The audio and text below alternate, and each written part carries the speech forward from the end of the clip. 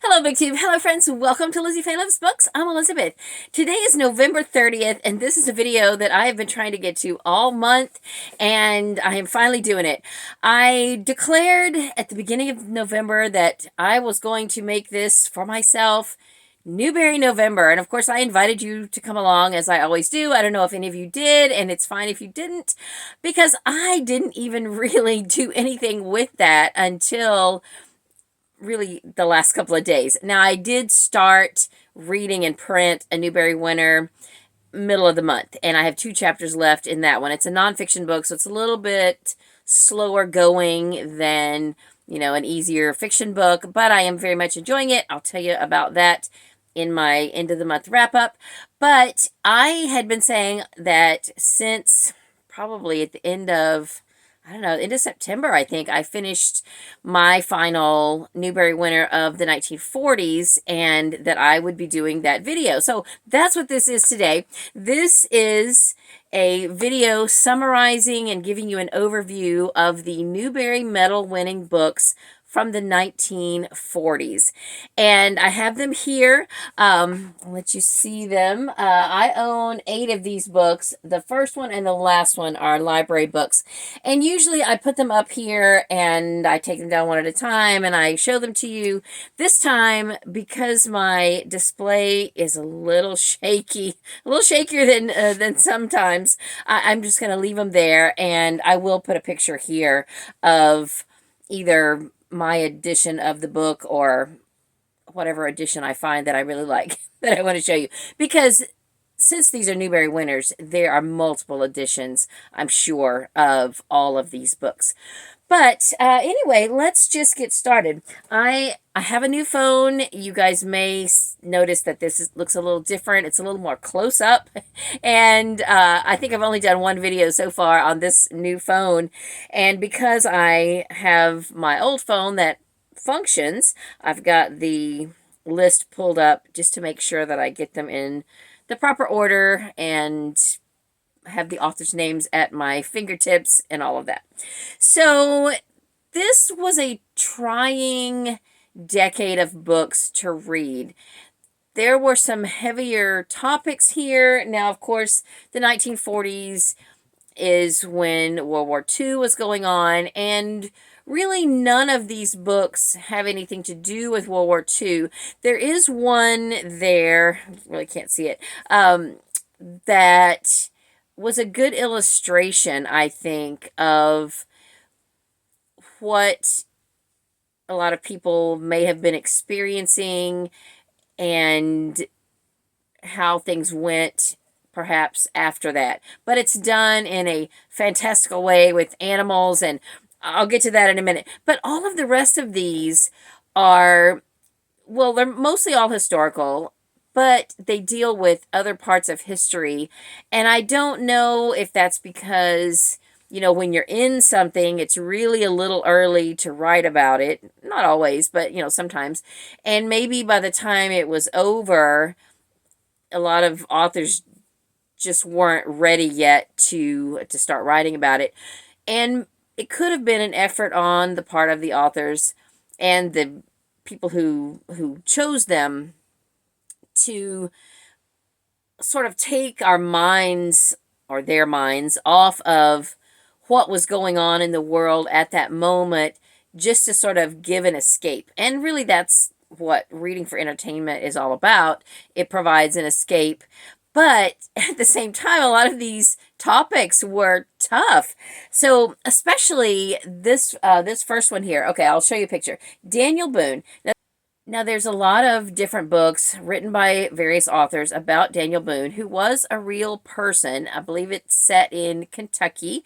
And he did, I believe, travel all over the United States and the frontier of what later became the United States. But I did not find it particularly entertaining to read about. Both this one and various others had a lot to do with dealing with Native Americans. And if you don't know, I am part Native American. I belong to the Choctaw tribe in Oklahoma.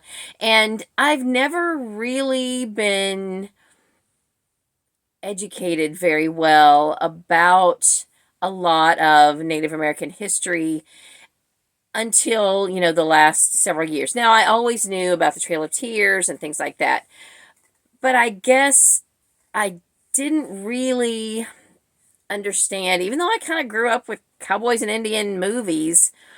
I don't know, it's just all kind of starting to hit home to me a little bit more about the racial tension back then with the pioneers and the Native Americans, and how the Native Americans were treated. And I don't know, at that time in the 40s when these were being written, I think that was a topic that was of interest to the children of that day, because perhaps their parents and grandparents, who they actually could talk with, had experiences dealing with Native American peoples. So, I don't know. Anyway, I don't want to go into any more depth of that. I just really want to talk about the books. And you don't really have to look far to find anything about Daniel Boone. Everything is easily Googled. But I think what makes this book by James Dougherty stand out are the illustrations. They are amazing. In fact, I am going to go ahead and pull this one down. And I think I showed some of these when I read the book. But they're kind of a two-toned color, brown and green or tan and green. And they're just incredible drawings. Just really outstanding. And so I think that is one of the things that made this book stand out. And I noticed when I was doing a little bit more research before this video that James Dougherty also did illustrations for another author's book about Daniel Boone. And I think he did that before this one, and maybe that's part of what inspired him to do his own version. Anyway, I didn't love it. It was kind of tough to get through, but still it's a part of history, and I don't think we should ignore it. But I don't really want to glorify what was done to the Native American people during the founding of this country. All right, so the next book, I guess I can go ahead and pick it up too. It's when we start getting over here that I don't really want to start picking these off the shelf. But anyway, Call It Courage by Armstrong Sperry is a short story about a boy. I believe he lived in the South Pacific on an island, and he was the son of a chief, but he had been through something very traumatic as a young child with his mother. I believe his mother was lost at sea or drowned, and even though he survived, he has had a very severe fear of water. And as a result, now that he is probably 12 or so, the rest of the tribe considers him a coward because he will not go out on a boat, he doesn't want to swim, things like that. So he does what his friends, the other boys his age, call women's work, which really, I forget now what the tasks were. They were not easy tasks. I mean, I think we can agree that women's work is not easy, what we would consider women's work. But back then he was considered a coward. So he realizes that he has to do something to make a difference and to be courageous. So it's the story of what he does. And I very much enjoyed it. I did reread this one, or I listened to it on audio yesterday, again, because it had been several years since I had read it. And even though I remembered the basic gist of it, I just really wanted to get a couple more books done for Newbery November, and that was one that was very short. So the next one, you can't really see it back there, and I did talk about this a few months ago when I read it, but I'll put a picture here. It's The Matchlock Gun, and this is another example of one of those stories about dealing with Native Americans and the fear and the the terror that was put upon the people who were encroaching upon their land. Don't get me started. Anyway, I did not enjoy this book at all. It was very sad, and it was a tough thing to read about. So, you know, if you are a Newbery reader and you haven't gotten to this, just know it is a tough one. But it did have also some very good illustrations. I'll try to find the video. Well, I'll go back and look and see what month I read this. I will put it here, the video. Actually, I could do a card of the video where I talked about this book so that you can see the illustrations and things like that when I talked about it. So then, now I haven't really been saying the years, but I'm going chronologically. So Daniel Boone is the Newbery winner from 1940. It was published in 1939. Call It Courage is the Newbery winner from 1941. And The Matchlock Gun is the Newbery winner from 1942. So the next one, the winner from 1943, published in 1942, is Adam of the Road by Elizabeth Janet Gray. Now, y'all are going to think I'm crazy, but okay, because also this year I read Pillars of the Earth. This is kind of a middle grade version of Pillars of the Earth, minus the cathedral. But I guess I really say that because it's set in a similar setting, similar time frame. And as I was reading this, I had started reading Pillars of the Earth, and now I've been watching it. In fact, just this past week with my husband, we've been watching the movie or the TV adaptation of it. And Adam of the Road is the story of a boy who is the son of a minstrel. He does live in a monastery for part of his young life until his father comes to retrieve him. And then he travels with his father some and alone some. Well, he has his dog with him. And he travels through England. And there was just a lot of parallels. And I love the fact that I read Adam of the Road at the same time that I was reading Pillars of the Earth, because it gave me a good balance. I mean, Pillars of the Earth is very barbaric, and I think it sort of helped to give me a more realistic view of what Adam would have gone through in his travels. So I very much enjoyed it. It was a little slow going. I mean, I can't ever sit down and just read a whole book in one sitting, which is very rare, even a middle grade book. But it was a good book. I enjoyed it much more than I thought I would. And I would recommend it, especially if you like historical British set, if you like a historical British setting, then you might enjoy it.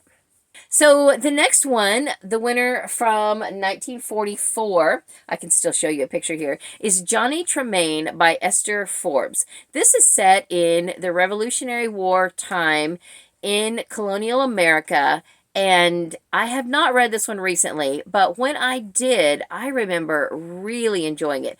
In fact, I would probably not hesitate to say that it is my favorite book of these 10 books. Now, I haven't read it recently, but I did read it as an adult for the first time. I listened to it on audio, and I remember then thinking, wow, this book really made that time frame and that experience come alive for me. I just felt like I finally understood a little bit more about what it would have been like living in colonial America before and during the Revolutionary War. And I would highly recommend Johnny Tremaine by Esther Forbes. Now, the winner from 1945 is really a lot more fantastical than most of the others. In fact, I would probably label it a fantasy. You can see part of it back here. Rabbit Hill by Robert Lawson. I'll put a picture here. This is all done with animal characters. Well, near the end or in the second half, there are some human characters, but I don't know that we ever really know their names. We just know the type of people that they are. But this was really a good illustration, I think, and it was meant to be an illustration of during the war and after the war, what some of the experiences might have been. At the beginning of the book, all of the animals were starving because the house that they lived near had been abandoned. And then, even before it was abandoned, the people who lived in it did not care for the land or the animals around it. And so they were starving, basically. They didn't know where their next meal was coming from. Then things do improve. So I don't want to give spoilers because it was a very interesting book and a very interesting way to illustrate what was going on in the world at that time. I don't think most kids would get it, but still, I think that especially kids back then would have been entertained by it. Now, I did think the first half was really pretty slow, but it did definitely improve as the story went along and as I got more involved with the characters and what was going on. So I didn't hate it, but it was tough to read in the beginning just because it was a little bit boring. Not to say that, reading about people who are starving is boring. It was just tough. But still, I think definitely worth picking up. It's not a long book. And if you read it in the context of when it was written, I think that you will see the parallels and you will enjoy it. So then the next one is one that I reread recently, and like as in yesterday. And it actually takes place in the area of the country and even the state where I live, which is Florida. It is a story about pioneers in Florida who have come to farm and raise strawberries. Anyway, I guess I should show you the picture. Well, this is it right here, the orange book. Strawberry Girl, or would you say that's red? It's kind of a scarlet color. Anyway, Strawberry Girl by Lois Linski is actually part of a series about kids from various parts of the country. And I didn't realize that until just this week. But this one is about Central Florida and a family there who moves in from another county in Florida, but still they are considered Yankees by the it's okay for me to say it, the cracker folks who live next door.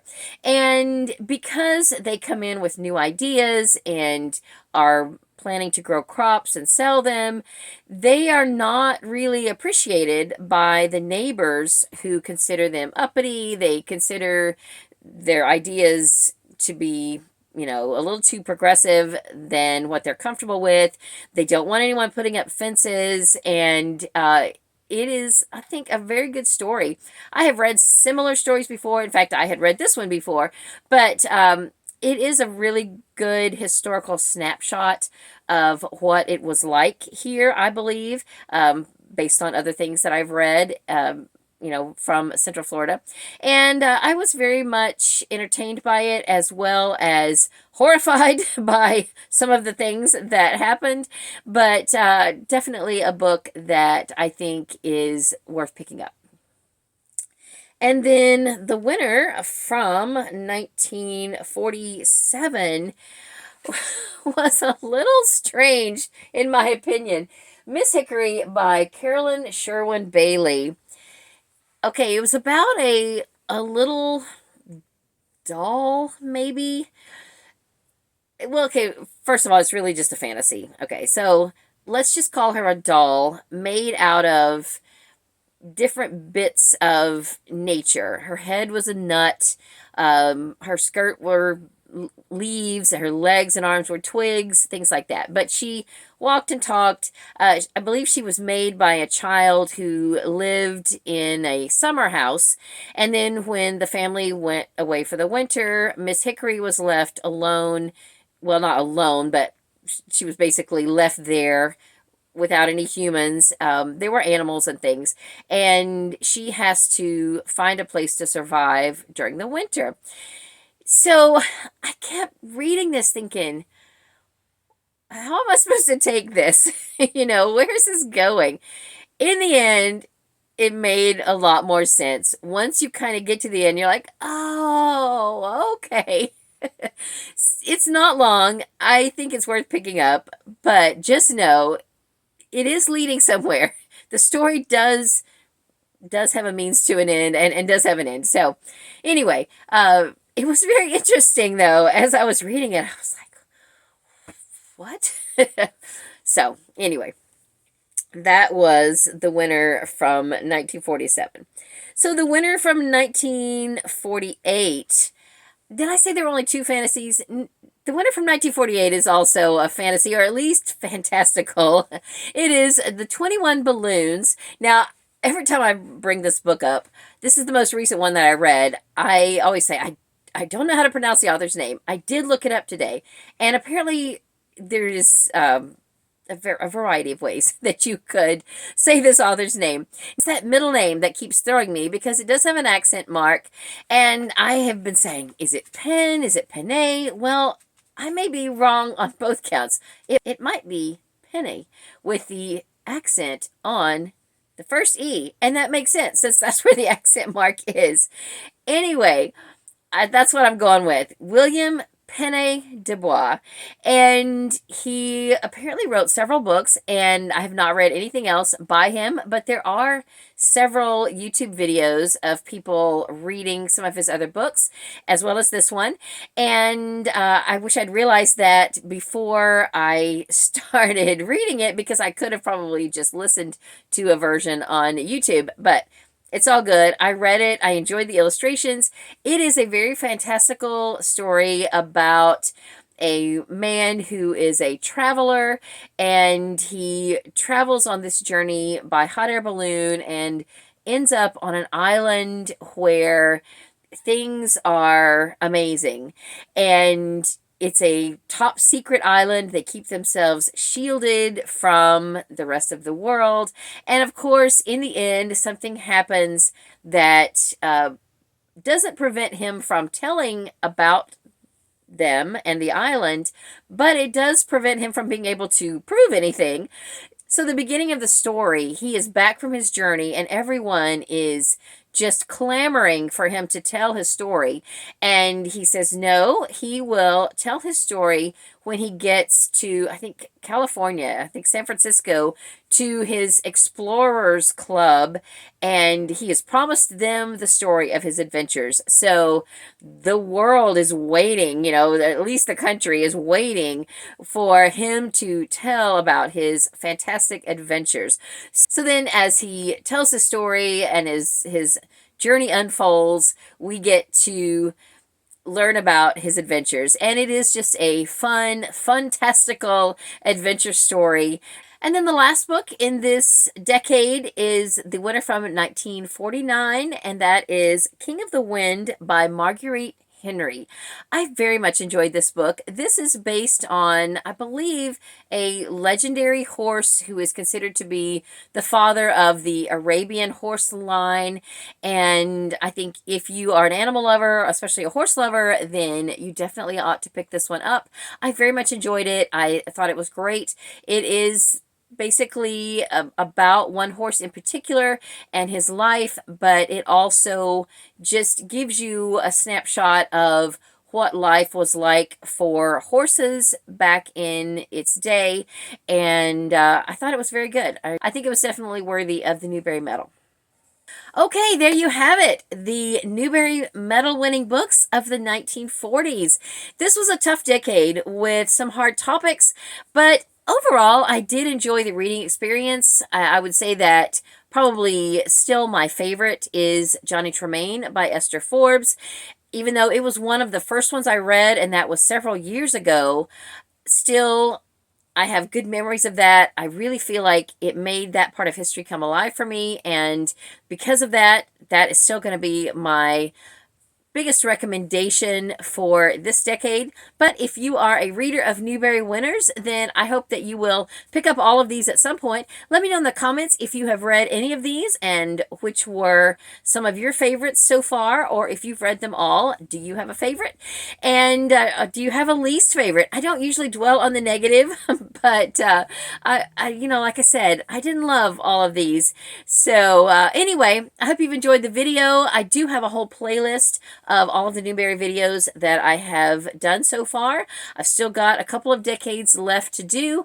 I'm currently reading the books from the 1930s, and it's also proving to be a tough decade of books to read, and I hope to present that video for you sometime in 2023. But for now, that's all I have for this video. Check out my playlist, and I hope that you will come back soon for another video. I hope you're having a great day. Read a good book, and God bless you.